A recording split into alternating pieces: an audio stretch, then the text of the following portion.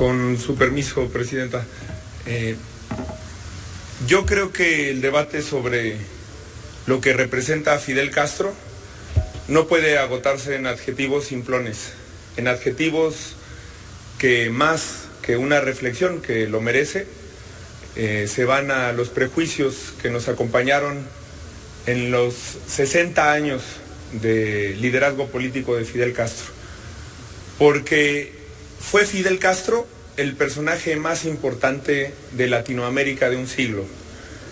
Y eso lo representó por lo que hizo Fidel y por las circunstancias que enfrentó. Cuando se habla de dictadura y cuando se habla de que vivimos en democracia y cuando se habla de libertades, a muchos se les olvida el país en el que viven, los delincuentes a los que protegen, los corruptos para los que trabajan, los dictadores que habitan la política mexicana.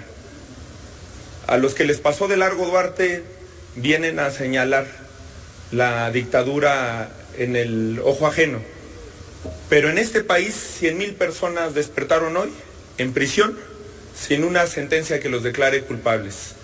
En todo el mundo hay millones de niños que despiertan en la calle, que despiertan con hambre, y ninguno de esos niños es cubano.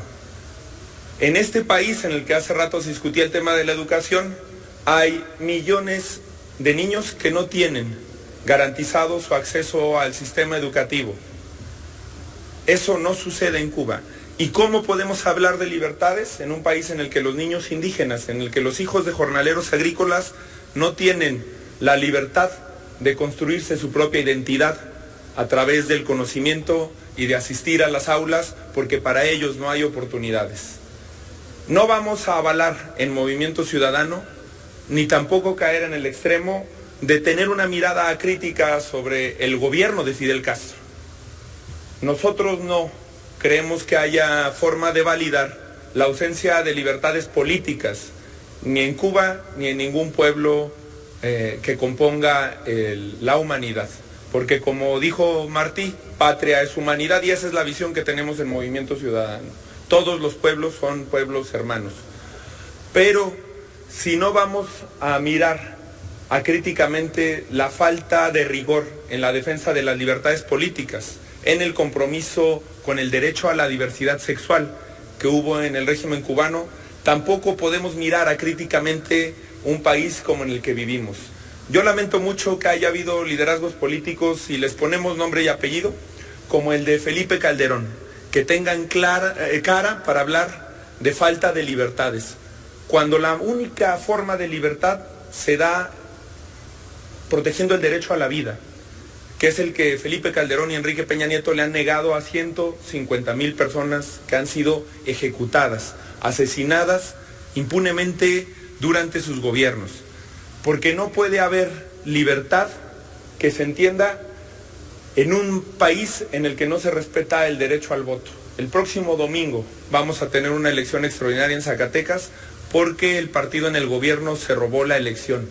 La falta de libertades políticas es una realidad, no solo en Cuba, sino en México.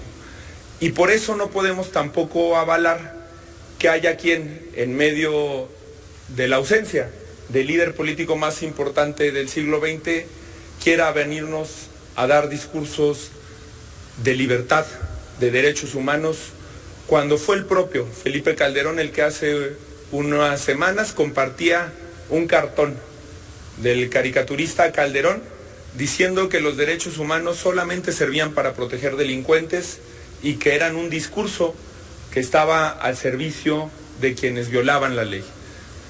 Nosotros creemos que el valor más importante que le deja el gobierno de Fidel Castro, las ideas de Fidel Castro al mundo, es que frente a una potencia, frente al imperio que le tocó vivir a nuestra época, era posible reivindicar la autonomía. Que frente a un modelo que decía que la diversidad se encontraba en la desigualdad, era posible reivindicar el derecho a la equidad de oportunidades, sobre todo en el área cultural, en el área de derechos sociales y en el área educativa. Y que a lo mejor Es cierto que la revolución a la que convocó Fidel hace tiempo que dejó de existir, y que es cierto que el sueño que emprendió Fidel se convirtió para muchos en una pesadilla que no puede ser justificada.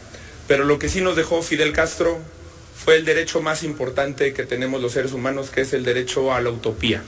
Y ese derecho a la utopía va a seguir siendo el faro por el que el Movimiento Ciudadano transite en esta Cámara y hacia el futuro de la discusión política en México, y también por el que el pueblo cubano se despertará hoy y mañana luchando. Muchas gracias, Presidenta.